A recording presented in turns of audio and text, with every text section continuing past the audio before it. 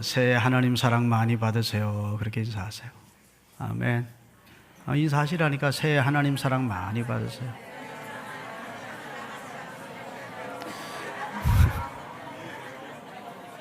새해 행복하고 건강하십시오 라고도 하십시다.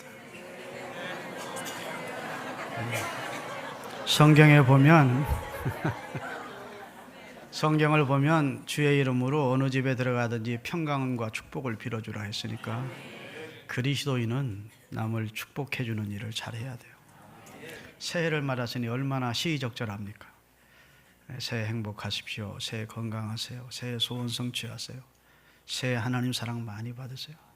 새해 복도 많이 받으세요. 그렇게 인사를 받으셨으니 받으신 대로 되는 축복이 있기를 바랍니다. 성경에 보면 에벤에셀이라는 단어가 나옵니다. 그것은 하나님이 여기까지 우리를 인도하셨다는 뜻입니다. 솔로몬이 블레셋과의 전쟁에 승리를 주신 하나님께 감사하면서 돌을 세워놓고 그곳 이름을 에벤에셀이라 했대요. 그 뜻은 하나님이 여기까지 우리를 도우셨다, 인도해 주셨다, 그런 뜻이에요. 우리 지난 2010년 동안, 그래서 2017년을 맞는 이 시점까지 에벤에셀의 하나님이 은혜를 주셨습니다. 그 다음에 하나님의 이름 가운데 하나가 여호와 이레라는 말이 있습니다. 하나님이 준비하신다는 뜻입니다. 하나님이 아브라함에게 명하신 독자 이삭을 제물로 바치라고, 번제로 바치라고 한 말씀에 온전히 순종하고자 했을 때 하나님이 그 마음만 받으시고 수풀에 걸린 수양을 준비하셨다가 그 수양으로 번제를 받으시고 아브라함의 믿음은 합격해 하시는 그런 내용이 나와요. 그래서 하나님이 준비하시더라. 그게 여호와 이레입니다. 새해에도 하나님이 우리를 위해 준비하셨을 겁니다. 여러분 무슨 일을 계획하고 또 염려하고 가보니까 다 준비되어 있는 경우가 많잖아요. 여러분 그런 체험 안 하는지 몰라. 나는 많이 합니다. 하나님이 다 준비한 걸 괜히 내가 걱정했네 싶을 만큼 준비해 주시는 하나님을 경험하게 된다. 그것을 여호와 이레라 그럽니다. 여기 하남시 조금 내려가면 산곡이라는 데가 있습니다. 산곡 기도원이 있어요. 거기 가면 예전에 박영산 목사님이라는 성결교 목사님이 원목을 하셨어요. 근데 그 목사님은 그리스도인은 찬송 여러 곡 몰라도 딱 두 곡만 알면 된대. 지금까지 지내온 것 주의 크신 은혜일세, 그거 하나 알면 되고, 두 번째 예수가 함께 계시니 시험이 오나 겁없네. 앞으로 주님이 없은 일을 만나도 예수님만 함께 계시면 무슨 일을 만나도 겁낼 것 없다. 또 지금까지는 하나님의 은혜로 살아왔다. 지금까지 지내온 것 주의 크신 은혜라 하는 찬송 하나 알고, 예수가 함께 계시니 시험이 오나 겁없네. 기쁨의 근원 되시는 예수를 위해 삽시다. 그 찬송만 알면 된대요. 나 그지 오래전에 그분한테 들은 말씀인데 잊어버리질 않아. 의미를 아시겠죠? 지난 1년 동안 하나님 지금까지 지켜주신 은혜이고, 앞으로 미지죠. 미지의 세계지. 우리 앞에 어떤 일이 있을지 우리 어떻게 압니까? 한 치 앞도 모르는 게 우리 사람인데, 그렇지만 예수님이 우리와 함께 하시면 무슨 일을 만나도 겁낼 것 없다.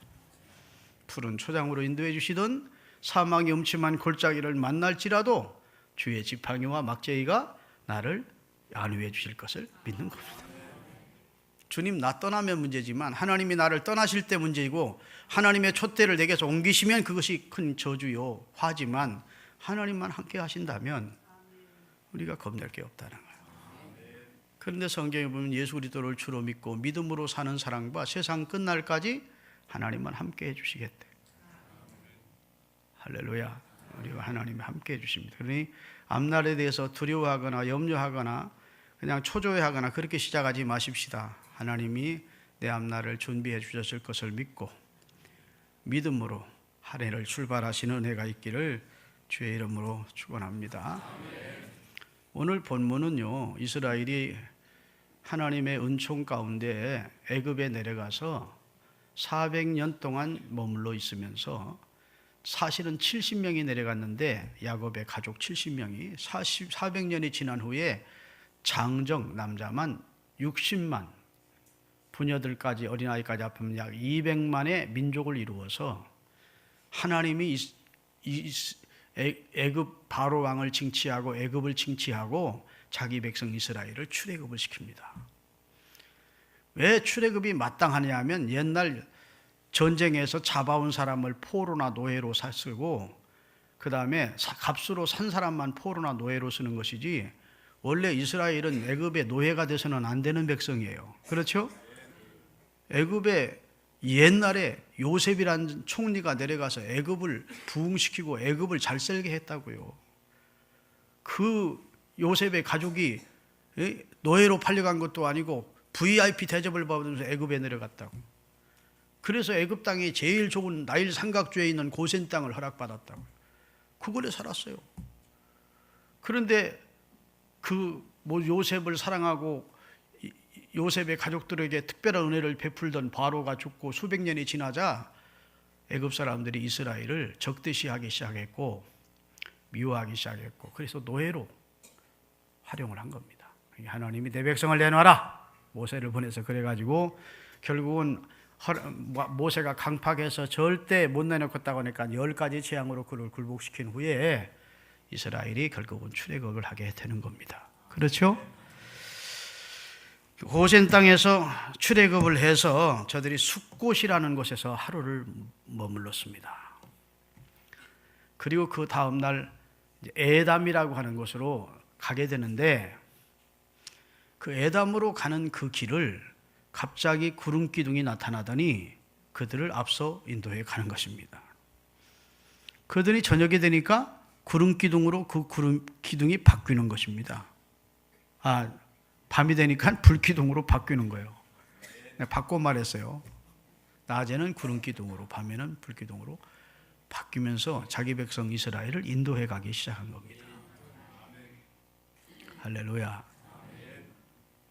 그러더니 하나님께서 마지막으로 애굽과 그의 백성을, 군대들을 하나님이 진멸시키시려고 이스라엘 백성을 홍해 거꾸로 돌아가게 하십니다. 돌아가게. 그래서 홍해 앞에 마주쳤는데 뒤에는 애굽의 군마가 이스라엘 백성들을 마지막으로 잡으려고, 죽이려고 막 오는 거예요. 이스라엘이 진퇴양난을 만나 앞에는 홍해 바다고 뒤에는 애굽의 군대가 추격해 오니까. 그런데 하나님이 어떻게 보호하시는지를 아십니까? 출애굽기 14장 24절을 띄우겠습니다.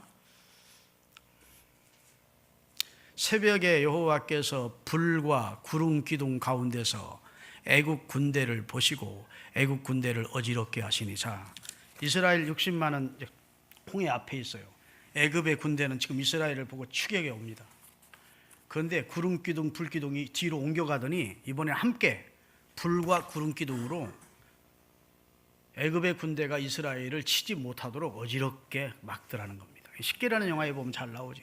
불이 막 그러니까 애굽의 병거와 말들이 이스라엘을 칠 수 없도록 보호해 주더라는 거예요. 다시 말해서 하나님이 불과 구름으로 자기 백성을 인도도 하시고 불과 구름 기둥으로 자기 백성을 보호도 하시면서 광야를 거쳐 가나안에 들어가도록 하시더라는 거예요. 그래서 광야 생활을 40년을 하는데 광야 생활 시작에서부터, 다시 말해 숫곳에서부터 광야 전 과정 40년 생활과 그 다음에 광야 생활을 마치는 날까지 구름 기둥과 불 기둥이 그들을 인도하셨다는 겁니다. 그런데 구름 기둥과 불 기둥이 늘 앞서가다가 이스라엘 백성들이 하나님께서 말씀하신 대로, 모세에게 명하신 대로 성막을 지어 봉헌을 하는 날이 있었습니다. 그날이 바로 정월 초하루 날이에요. 자, 출애굽기 40장 17절 같이 읽겠습니다. 둘째 해 첫째, 둘째 해라면 출애굽한 그 다음 해를 말합니다. 출애굽 원년을 말하지 않고 출애굽을 한 그 둘째 해 첫째 달, 곧 그 달 초하루에 성막을 세웠어요.